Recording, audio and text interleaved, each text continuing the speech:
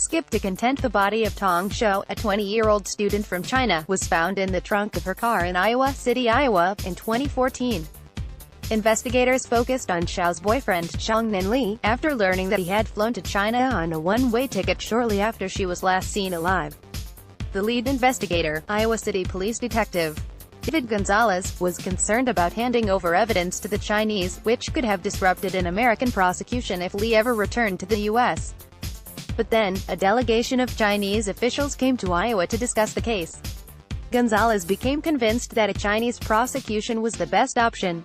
Ideally, we would like to prosecute here, but when it comes down to it, we wanted to get some type of justice served one way or another, he said. Li pleaded guilty during a roughly 6-hour trial in the Chinese city of Wenzhou and was sentenced in 2016 to life in prison. The other international prosecution began with the murder of Tian Meigao, whose body was found in a trash can floating in a lake at L.A. County's Whittier Narrows Recreation Area in early 2007. By the time investigators gathered enough evidence to charge Gao's husband, Bo Li, he had moved back to China. Officials from the district attorney's extradition unit asked the prosecutor, Lisa Cohen, not to give any evidence to the Chinese until they had researched the Chinese legal system and felt assured that Li would not be mistreated while in custody. Obviously, we also want to stay true to our principles in the U.S., Cohen said.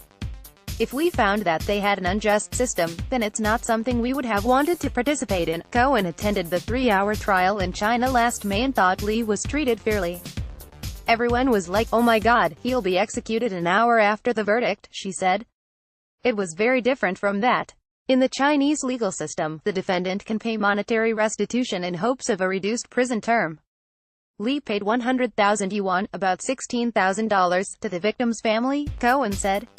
Prosecutors asked for a 12 to 15-year sentence, and Li's attorneys asked for 10 years.